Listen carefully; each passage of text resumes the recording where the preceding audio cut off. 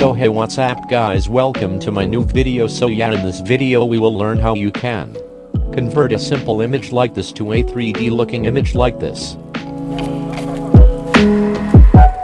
So for making this you need Pscc or PS Touch, and their link will be in the description box. And also don't forget to follow me on Instagram, my account link will be in the description box. So yeah, without further ado, let's get into the video.